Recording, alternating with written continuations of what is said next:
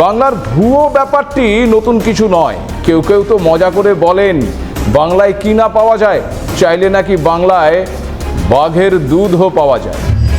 সেখানে নকল আধার কার্ড, নকল ভোটার কার্ড, এমনকি নকল পাসপোর্ট তৈরির অভিযোগ আগেই বাংলার বহুবার উঠেছে। এগুলি দিয়েই নিজেকে ভারতীয় নাগরিক প্রমাণ অনায়াসেই করা যেত। তাই খুব সহজেই এগুলো বানিয়ে ভোটার তালিকায় নাম তোলার অভিযোগও উঠেছে এর আগে বহুবার। শুধু তাই নয়, ভুয়ো পরিচয় দিয়ে পঞ্চায়েত নির্বাচনে প্রার্থী হয়ে ভোটে জিতে পঞ্চায়েত প্রধান হওয়ার অভিযোগও সামনে এসেছে। কিন্তু এসআইআর সময়কালে এখন ভোটার, আধার, প্যান কার্ড এইসব খুব একটা কমিশন নাকি পাত্তা দিচ্ছে না। বিহারের জন্য যে 11টি নথির কথা বলা হয়েছে, সেখানে এই জন্মের শংসাপত্র বা ওই বার্থ সার্টিফিকেট ভীষণ গুরুত্বপূর্ণ। খুব স্বাভাবিকভাবেই অনুপ্রবেশকারীদের কাছে আর যাই থাক, ভারতে জন্মগ্রহণ করার মানে ওই ভারতে থাকার বা ভারতে জন্মের সার্টিফিকেট থাকবে না। আর সেখানেই ধরা পড়ে যাওয়ার আশঙ্কাটা তৈরি হচ্ছে। কিন্তু এ বাংলা হে ভাই, এখানে সবই সম্ভব। ওই যে আগেই বললাম, কেউ কেউ বলেন বাংলায় বাঘের দুধও পাওয়া যায়। সেখানে জন্মের সার্টিফিকেট তো একটি সামান্য বিষয়। এবার এমনই ভয়াবহ অভিযোগ সামনে এসেছে। অভিযোগ, বাংলাদেশ এবং পাকিস্তান থেকে আসা ব্যক্তিদের নাগরিকত্ব পাইয়ে দিতেই জালিয়াতি করা হয়েছে। আর এই অভিযোগ করেছেন আবার একজন সরকারি কর্মী।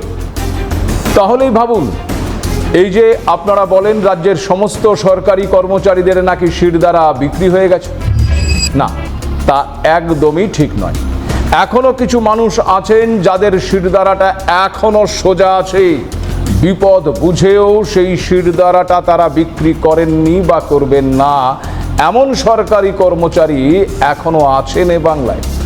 দক্ষিণ 24 পরগনার কাকদ্বীপের অ্যাসিস্ট্যান্ট সিস্টেম ম্যানেজার, যাকে এর আগে বরখাস্তও করা হয়েছিল, সেই ব্যক্তি এবার হাইকোর্টে বিস্ফোরক অভিযোগ করেছেন।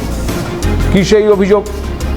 দক্ষিণ 24 পরগনার পাঠানখালী গ্রাম পঞ্চায়েতে অনলাইনে বিপুল সংখ্যক ভুয়ো জন্ম এবং মৃত্যুর শংসাপত্র তৈরি হয়েছে। অভিযোগকারীর আইনজীবীর বক্তব্য, সেই গ্রাম পঞ্চায়েত থেকে অনলাইনে ৩,৫৫৮টি জন্মের শংসাপত্র আর ৫৫৮টি মৃত্যুর শংসাপত্র জারি হয়েছে সম্পূর্ণ বেআইনিভাবে। আরও অভিযোগ, বাংলাদেশ ও পাকিস্তান থেকে আসা ব্যক্তিদের নাগরিকত্ব পাইয়ে দেওয়ার জন্যই এই জালিয়াতি নাকি করা হয়েছে।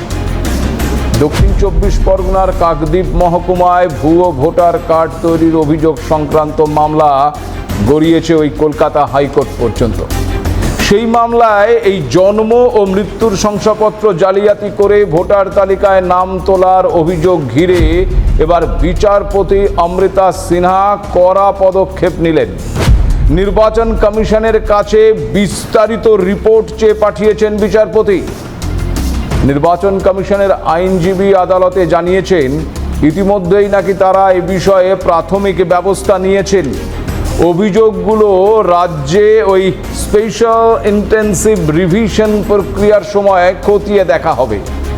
প্রশ্ন এখানেই যে সত্যিই কি এই স্পেশাল ইন্টেন্সিভ রিভিশনের সময় এই ভুয়ো শংসাপত্রগুলো ধরা পড়বে?